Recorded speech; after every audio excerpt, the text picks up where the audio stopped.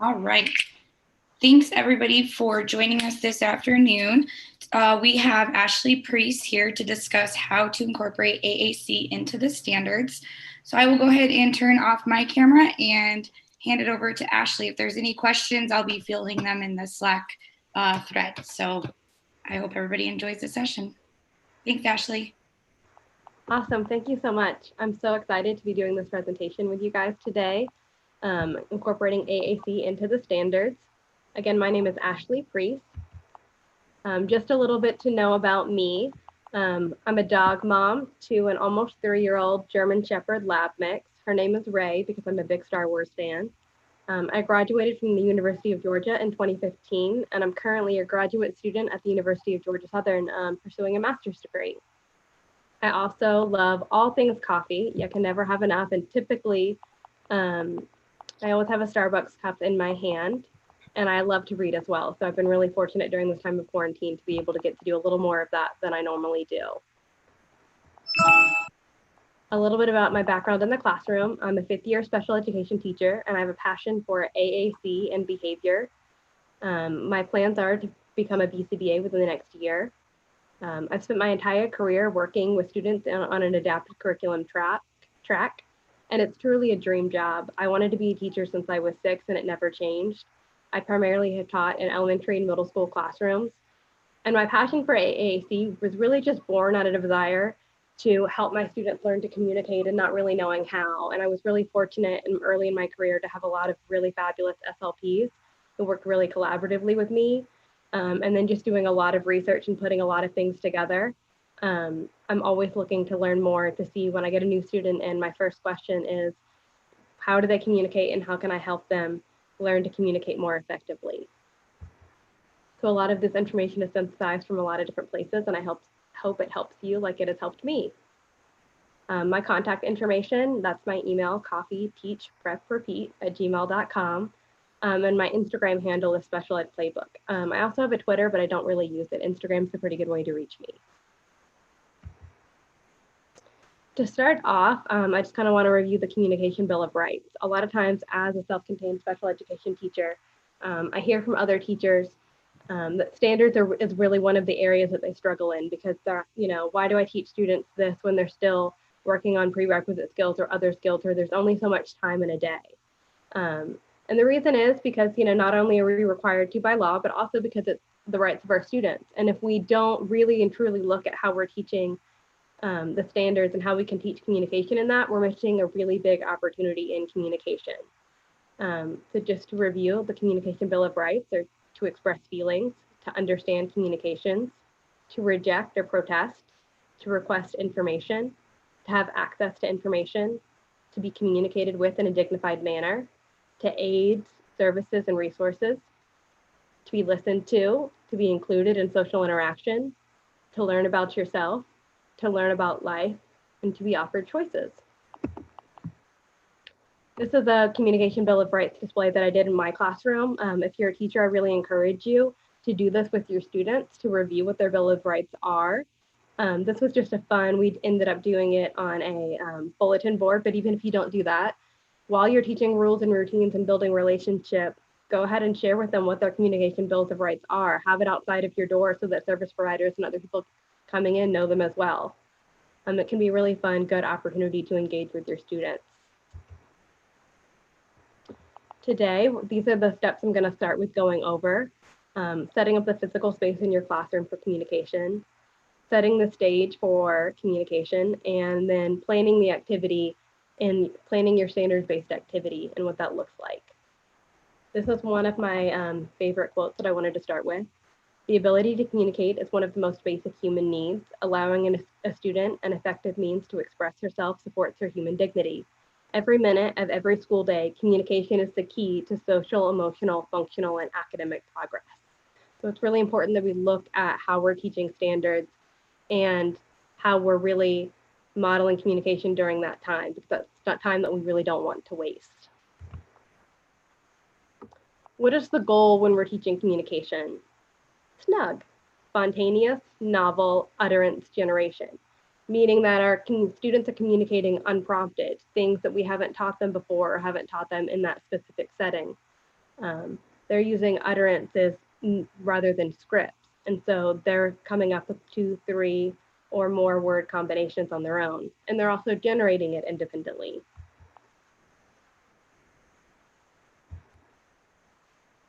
So the first thing I'm going to go over is setting up the classroom space. And this is really, really important just for communication in general, but also if you're looking at how to teach it with standards, because the students have to be aware of where the communication tools in your room are, how to model them, where to look, where they are going to have access and how they're going to have access in different areas in the classroom. So think about how your classroom is set up for communication. Where are visuals placed? Where are extra visuals stored?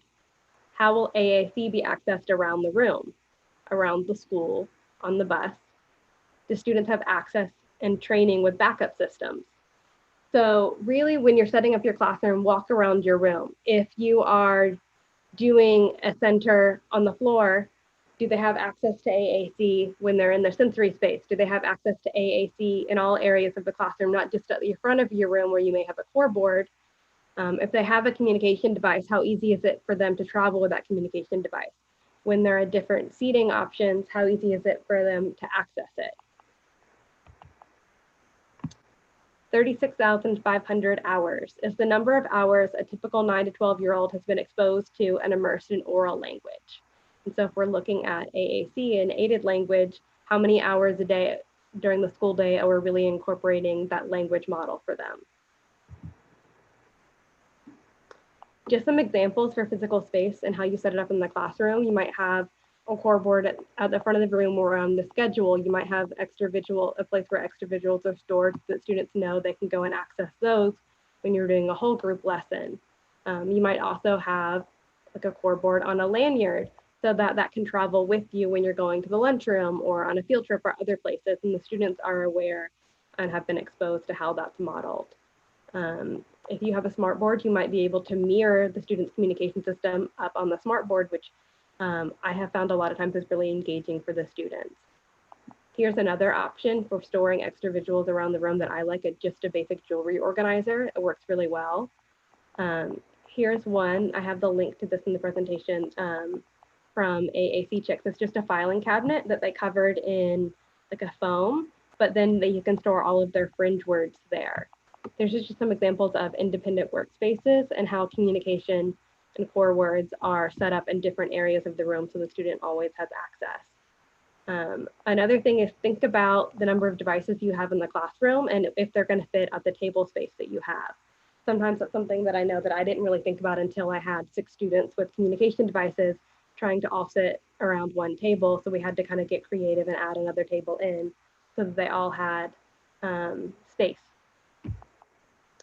Another example is just thinking about durability of visuals and where they have access to them and that kind of thing. So this, we actually took, my speech therapist and I took foam core and we mounted visuals on this foam core and then bought shrink wrap off of Amazon and put the shrink wrap around the foam core mounted visuals and used a hair dryer. So it created like a laminated kind of a lamination on it, but it was on foam core. So it was a little bit thicker for some of our students who had a hard time picking up the paper visuals and needed something that was a little bit thicker to be able to manipulate. So again, along that same vein, what is your plan for visuals during behaviors? If the student throws their communication device, do they have a backup system? Do you have materials that are durable? Messy activities like Play-Doh or cooking. Loud places. So can their communication device be heard if you're in the gym or in the cafeteria? Really bright places outside, can their communication device be seen? These are just some materials that I like when thinking about those options. Some waterproof, tear-proof paper, some carabiner hooks that lock are a really good way to bring portable visuals with you, like on a keychain, on a lanyard, on a book bag. This is just a link to some of the shrink wrap that we used if you like that idea for mounting visuals on foam core. And this is actually just a football playbook wristband, but it's a great way to wear visuals so the students always have access, even when things get a little haywire. Other things to consider are cases that the students have. Are they portable? Are they durable? Can the student carry it from place to place? straps, mounts. So if the student's in different areas and different seating options, do they have mounts, harnesses, clips, Bluetooth speaker? Like I mentioned before, if you're in a really loud place, sometimes pairing an iPad with a Bluetooth speaker will make it louder and so they can be heard. So those are things for you to consider, but also for you to talk to your AT or AAC team about, and make sure that you think about those things ahead of time before the student is in a situation where they're really wanting to communicate something but aren't being understood or don't have access to it. I always love a good meme, so I'm going to share several throughout this presentation. Definitely is me when I see a student carrying their AAC device during a transition. My level of excitement when a student has their AAC device. My students know we practice at the beginning of the year as part of rules and routines. The communication device goes with you everywhere. So we'll practice when we practice room clears or other things. The students learn to always grab the device whenever we leave the room for whatever reason, which is cool. And then this was a really cool idea, AAC everywhere, even on a bike. So sometimes you have to get creative, but it's really important to think about those things ahead of time. This is a physical environment inventory that I really like that's linked in this presentation from Yoder and Stryker in 2004. But it has where you can list the activity, the location of the activity, possible barriers that you might have with implementing AAC, and some strategies that you can use to overcome them. It's a really great handy tool, especially if you're just starting out, to think about at the beginning of the year. And you and your AT or AAC team can brainstorm together how to pre-address some of those barriers that are going to arise. So if a student is not using AAC during certain times of the day, I really encourage you to investigate why. Do they need more modeling? Is it a physical barrier? Is it both? Love this meme as well, a complete painting of all the situations where he doesn't need his talker. This is just for some digital considerations.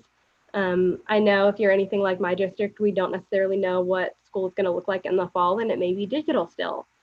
So just think about, do students have access to AAC at home? Do parents have any kind of training with that AAC? If they are bilingual students, do they have AAC options in both languages? Do they have a device that can be used in both options? Do they have a printed core board in both languages so that the parents can easily model it as well? You can also think about using a .cam on AAC when conducting live lessons. Use a screen mirroring app to mirror AAC onto your screen. Use screen mirroring app and a screen recording app like ScreenScare to pre-record lessons so that they're still seeing that core board, even if you're doing like a Zoom or Duo or Hangout or any of that kind of live lesson or pre-recorded lesson, they're still seeing access to a core board or core words or their AAC system. The next thing we're going to talk about is setting the stage, setting the expectation for what communication is going to look like in your classroom. 50 to 150 is the average number of times a word was modeled before AAC users used that word independently. So if we want to encourage communication, we definitely need to be modeling for our students. 3 ways to encourage the use of AAC. Use it yourself, use it some more, keep at it. Without communication, there is no relationship. Without respect, there is no love. Without trust, there's no reason to continue.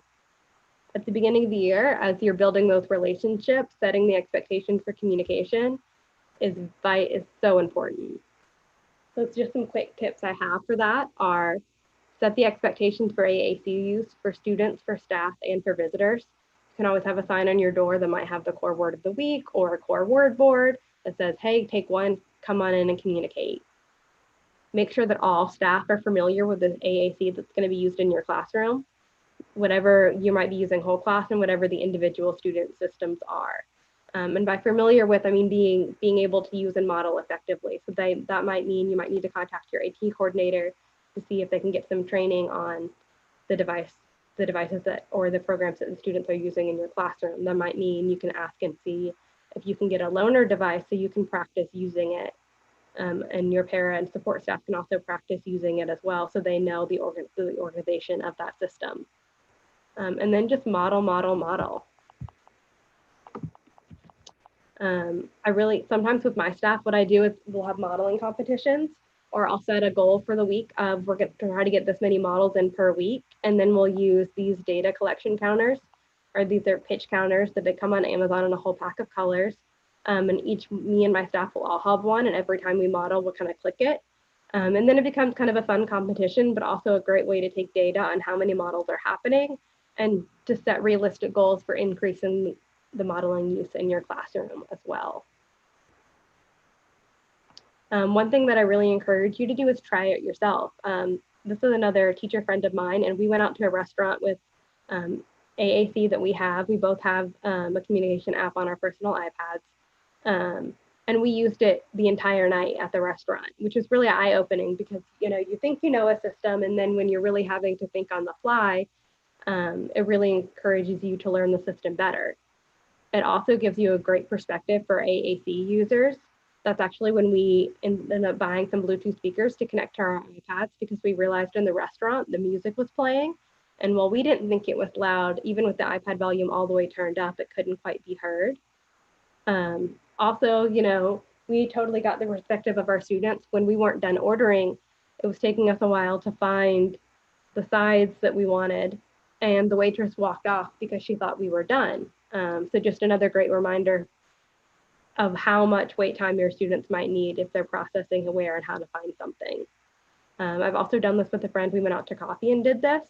So if you have a device or you have a paper system that you can use, I really encourage you to really and truly go somewhere and try to use it for an extended period of time for all of your communication needs, just like we ask of our students. Another tip that I have is involve peers. One of these students uses AAC to communicate, and one loves to use their classroom device to model for him. So he would come in and work with my students. He would pick up the device and they would play games together and both use the device, which is really cool. And it's actually a really interesting study that's linked in this presentation that was done in Taiwan about using peers to encourage communication and AAC knowledge. Also, just ask open-ended questions from the beginning of the year. Model 1 to 2 words before where the student is at. Provide wait time. More wait time than you're going to think you need. I heard it said somewhere, wait until the silence gets uncomfortable and then wait 5 more seconds. Don't force compliance. You're going to model for your students, but we don't necessarily want to hand over hand with them or force them to comply with that because we want communication to be something that's natural for them. And we want them to be able, you know, and have that autonomy to say what they want to say when they want to say it. Some other tips that I have are make it fun. Switch up modeling when the lights are off by using finger lights or keychain lights. These are from the dollar store. I think Sotillo also has finger lights that you can use. My kids really love that when the lights are off if we're doing a presentation on the smart board, still being able to model with the light. Brightly colored objects. These are word finders, I think, that are at the Dollar Tree right now. You can also just cut a circle or cut a square out of poster board and use that as well. One of my students in particular loves Barbies. And so Barbie will model the communication for her, and that's usually much more exciting than when I do it. When we use our smart board as well, I use a wireless mouse with a laser pointer to model, so I can model with the laser pointer, but I can also use the mouse to model from afar. So if I'm in the back of the room and we're doing an activity at the back table, I can still have the words projected at my screen and being able to select them with the wireless mouse. Just some tips for staff support and buy-in. Share the why. Use counters or data collection systems and higher tech systems to track modeling. Create weekly goals for staff modeling with any kind of incentive that you can. Give them a copy of planning sheets and review before. So if you're going to focus on certain core words or certain language targets, share that with them up front and really encourage them to use it as well. Incorporate and plan for AAC across the day. The next section that I'm going to go over is just some planning tips. When you're thinking about how to plan for an activity, what are some things that you need to consider while you're putting together that lesson plan? The first is the type of vocabulary used. Core words, which are the most commonly used words in the English language, they're not content specific. They typically give you the most bang for your buck. There's a link to a lot of different core word lists here. Fringe words are words that are used to expand meaning with core vocabulary. Think about the categories that are on a student device. So the different like food, stores, that kind of thing. And then also subject specific to content area, like Mount Vesuvius, Mojave Desert, photosynthesis. Those are words that the student isn't necessarily going to need to know outside of that specific context that you're teaching. Sometimes fringe and subject specific are all linked into one. I kind of like to separate them when I'm planning for things because it kind of lets me know what are core words, what are things that the student might still need on their device or already has on the device that they are going to use in multiple situations, and what are words that are really specific to this activity. And that helps me kind of plan and talk to my SLP and our team about what words do we really need to program into the student's device, or what words do we need to add into their communication system, and what words are we going to have a fringe, or what words are we going to have maybe a picture of, but we don't necessarily need to put that into their system and overload their system. Just some quick examples, like this would be your basic core board. These would be a lot of your fringe words, your different categories. Or if you have a book like this, it might be these words are going to be your core and the ones at the top are going to be your fringe. Another thing to think about is referential versus descriptive teaching. So referential is kind of the more common approach. It focuses on subject-specific and fringe words. You typically ask questions where the answer is topic-specific or fringe words. For AAC users, this means constantly learning new vocabulary with literal generalization. So you're asking like, how does a plant get food? Or where the answer is photosynthesis. So you're asking questions where, again, that subject-specific vocabulary is going to be the answer. And so they're either having to find new words in their AAC system or find it in a different place. It takes up a lot of working memory time because it's new words and not necessarily words that they've been exposed to before. Whereas descriptive uses and emphasizes high frequency word approach. It focuses on questions that ask students to describe, define, or predict, and it reduces the need to program content-specific words. An example here of the referential style would be name 3 states of matter, or what animal do we see on the path? Is a Tyrannosaurus rex a herbivore, omnivore, or carnivore? For me, this is kind of something that I really have to think about when I lesson plan because I'm so used to the referential type of questions just from growing up, and so they're more natural to ask. But descriptive teaching, I find has been really helpful in my classroom if I can think about when I ask questions, phrasing them in a descriptive way that leaves it more open for communication and where I can do a lot more modeling. So that would be like, describe something when it is a solid. It's hard, it keeps its shape. What can you tell me about the bandicoot? So then they're describing that animal. What does a Tyrannosaurus rex eat? Eat meat, eat other animals.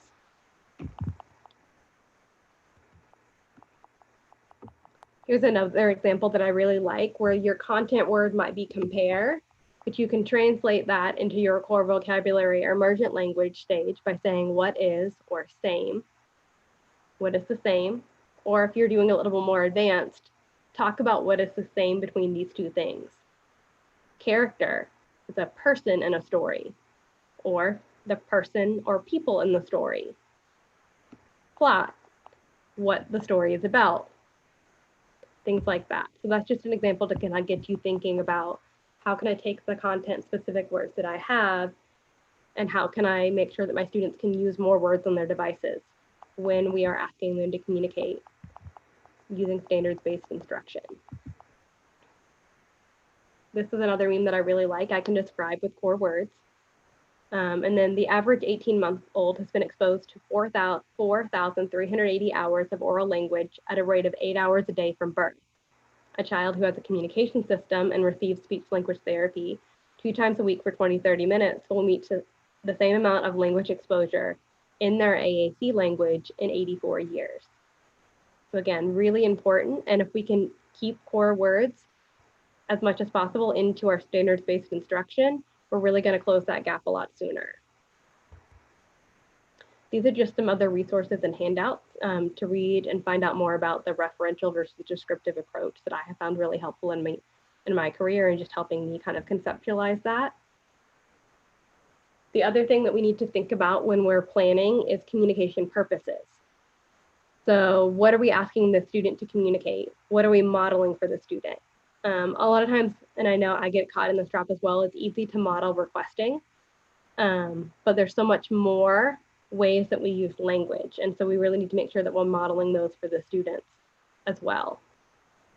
I like this one, Mr. T, I pity the fool who only uses AAC for communication. I love that Cookie Monster is asking a question here rather than saying, I want cookies, he's saying, where are the cookies?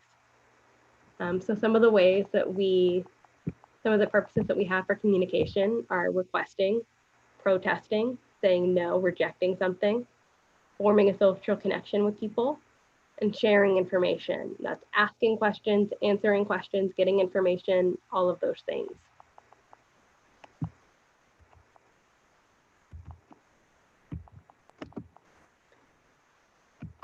So this is linked here as well. This has been really helpful to me.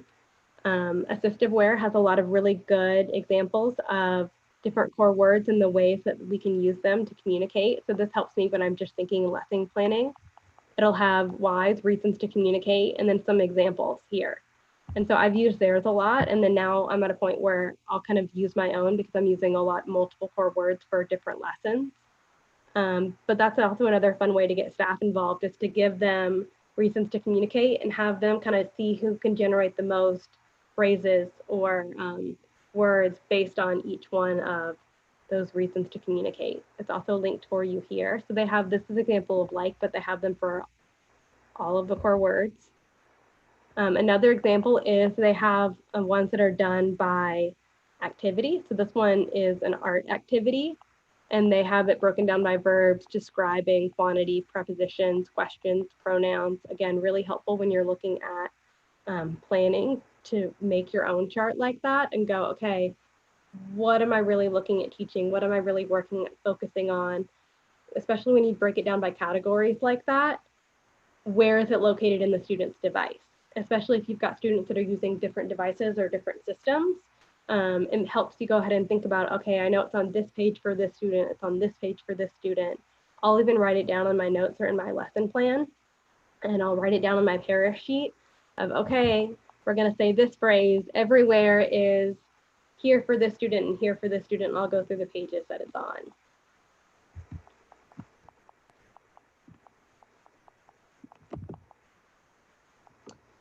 Another good way to think about it comes from Barada and Bidstrap. They talk about backwards chaining when thinking about math, science, and content words. They recommend this strategy. So identifying a standard, translating that standard into a learning objective and a language target. So if that standard is about two-dimensional shapes and objects, it might be, I can talk about two-dimensional shapes. I can describe two-dimensional shapes, things like that. Then plan the assessment that you're going to use, consider strategies for teaching and learning, and then plan the activity from there. Again, just another tool to kind of help you think about your lessons and how you can really plan for language from the start. These are just some considerations for reading and writing. This is one of my all-time favorite quotes. No student is to anything to be able to read and write, from David Yoder. So in addition to the Communication Bill of Rights, there's also a Literacy Bill of Rights. The right to an opportunity to learn to read and write. Opportunity involves engagement and active participation in tasks performed with high success. The right to have accessible, clear, meaningful, culturally and linguistically appropriate text at all times. Text is broadly defined, so that can range from picture books to newspapers to novels to cereal boxes. You're really broadly thinking about what literature is. The right to interact with others while reading, writing, or listening to a text. The right to life choices made available through reading and writing competencies. The right to lifelong educational opportunities, incorporating literature instruction and use. So lifelong opportunities, not just when the student has reached a certain age or before a certain age. The right to have teachers and other service providers who are knowledgeable about literacy instruction methods and principles. the right to live in an environment that provide varied models of print use, the right to live and learn in environments that maintain the expectations and attitudes that all individuals are literacy learners. That's one that I have blown up on a poster put in my classroom that I really like as well. This is based on the work of Karen Erickson, thinking about what kind of literacy instruction are you going to do. So emergent interventions versus daily conventional interventions. This is a really good way to kind of determine where your student is at. It's also, there's really good tools in the per book that just came out, Comprehensive Literacy for All, that has this chart and a little more details as well, which I highly, highly recommend. It's also linked here later in this presentation.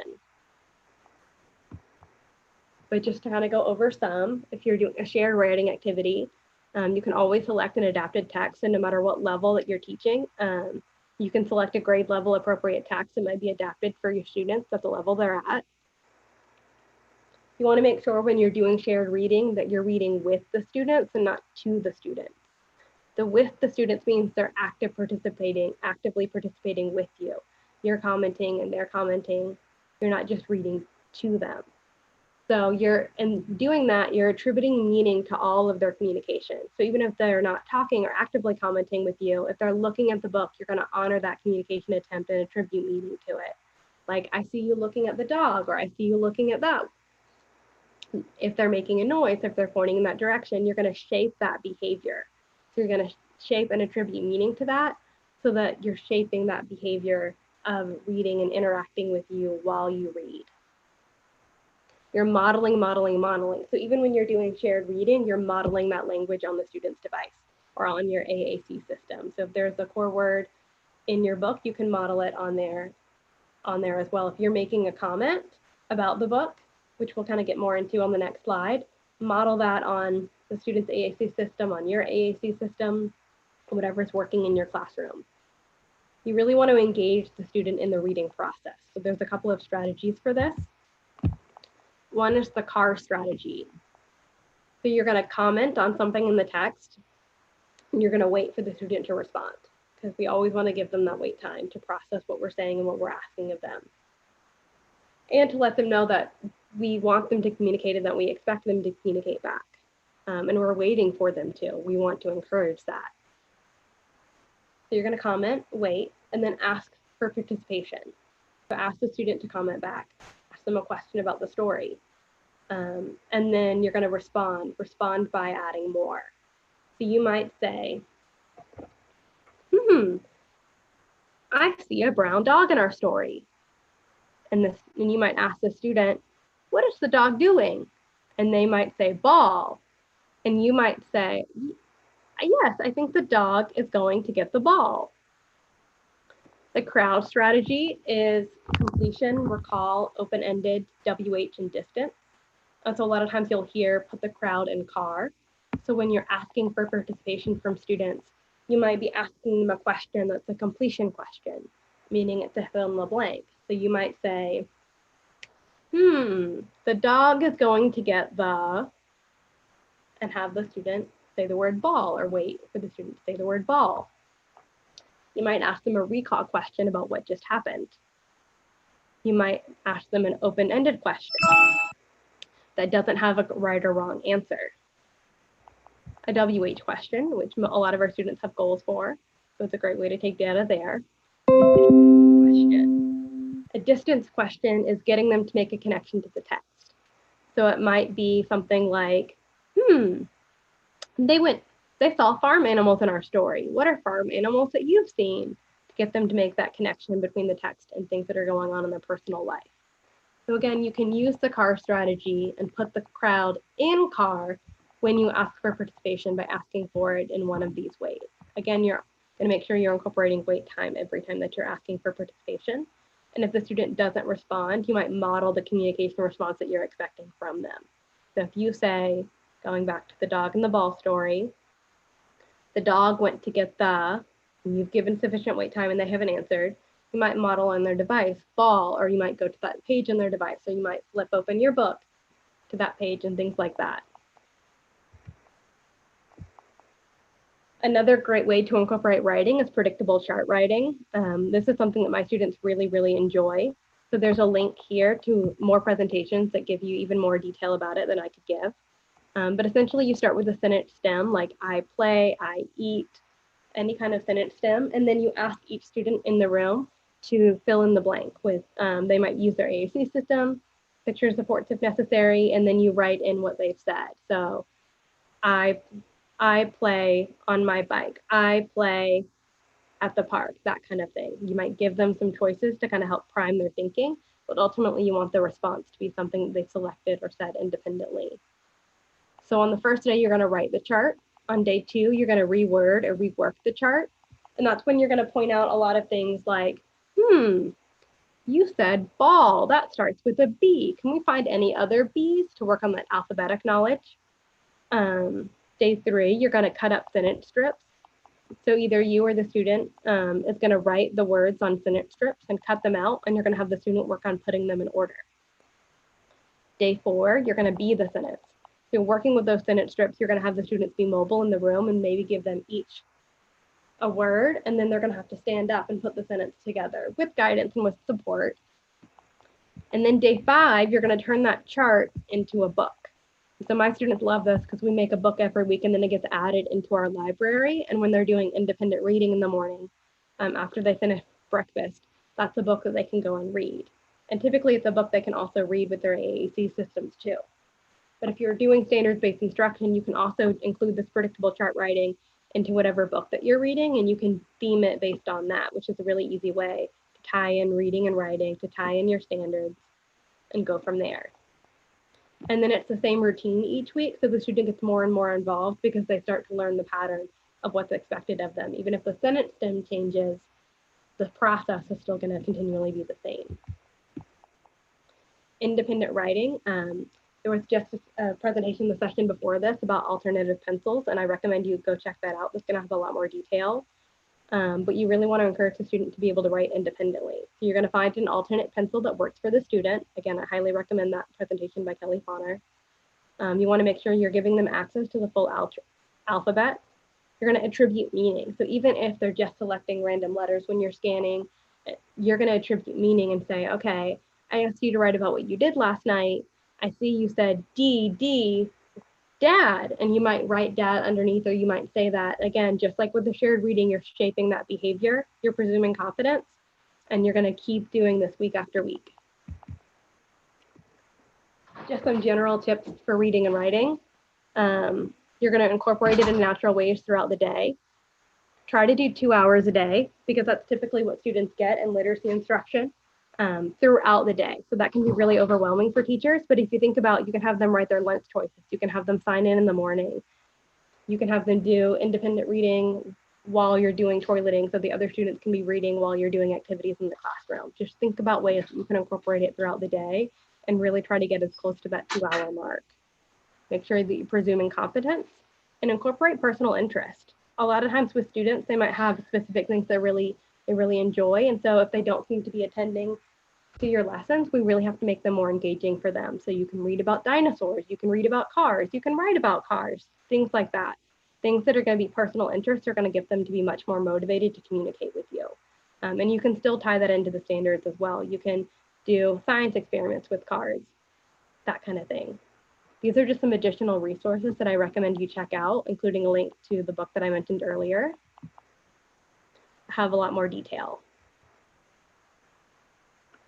Math instruction. So the cool thing about math is that it naturally incorporates categories from robust AAC systems. So if you're thinking about the fringe words that we talked about in the categories, the describing words, math naturally incorporates a lot of those words: size, comparison, categories, that kind of thing. So it's a really good way to model those for your students and to bring that in. It really lends itself to hands-on teaching with manipulatives, which is always fun for the students. Remember to model and encourage responses that can be answered with descriptions and definitions rather than content-specific words. So again, thinking about shapes and cylinders, you can describe them. You can define what is a circle. It's round, that kind of thing. Like a wheel is round. And so math is a really great way to incorporate those words. especially when you've done what we said earlier and you've planned and you have an idea of what your core and your fringe are, really easy way to pull in those words. For science is a really fun one that I really enjoy in my classroom. Using hands-on activities as much as possible. Here are links to some other really good presentations. But cooking activities can easily be a science activity. Hands-on science experiments the kids always get into, and you can use the scientific method while you're doing that science activity, which really encourages a lot of unique communication opportunities. This is the scientific method. You're first going to come up with a research question. And so you're teaching the students how to ask a question. So it might be, does color affect plants for this activity? Or will the bridge hold up with toothpicks and those look like gumdrops? And then you're going to have the students write a hypothesis, which is like an I think statement. So it's getting them to make a prediction, like we talked about earlier. Then you're going to conduct the experiment. You're going to get the results or draw conclusions. So this is where you can pull in that describing what happened during the experiment and have the students communicate that way as well. They can decide whether their hypothesis was supported or not, and then they can report the results, which is another great way to integrate a writing activity really easily. Again, here's another really good presentation. Here's a link to some science experiments that already use the scientific method. You can do a lot of easy science experiment books for younger kids or do a quick Google search. And a lot of them will already kind of incorporate the scientific method. Some won't, so you'll kind of have to use that structure. But I really recommend using that structure each time that you're doing a science experiment or an activity with the students because they get used to it. And again, you get to ask questions and make predictions naturally built into that activity. Then just some general tips for how to incorporate AAC into the standards. Have fun, use engaging activities with the students, incorporate their personal interests, do hands-on activities. Don't waste that time, just don't make sure you're just not checking off a list. Think about how you can make it engaging and exciting and how many words you can really pack into that time because there's so many different communication styles and purposes that you can model in standards-based activities. Like at SNAC, you might work on requesting the social interaction, but you can do it in so many more ways in standards activities. Make sure that you have a plan. So just think about the core words and the fringe words and how you're going to do the activity and what you're going to model before you get into the activity. That way you can practice, your staff can practice, and you know where you're going.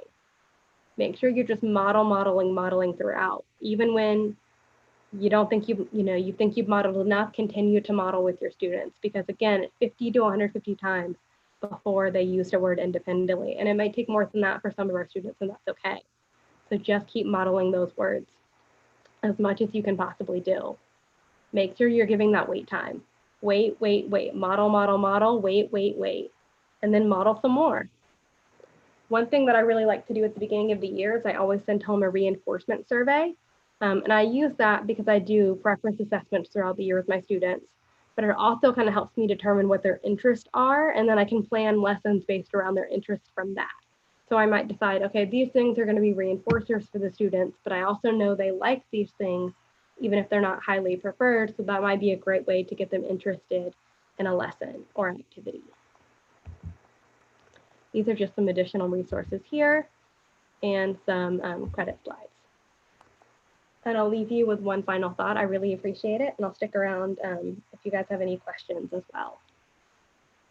When we eliminate topic boards or the idea of starting small with AAC, we are saying, I believe that you need a big vocabulary just like I do. When we provide access to all the words all the time, we are saying, I will not assume that your thoughts are simple and predictable. Instead, I will try to make sure that you have everything you need to say whatever thought you may have. When we eliminate AAC quizzing and immerse a child in modeling, we are saying, look at all the ways that I can communicate with your talker.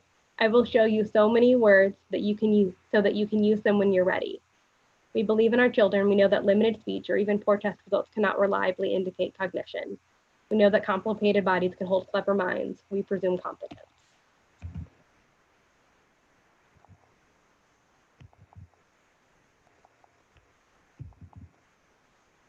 So thank you guys so much.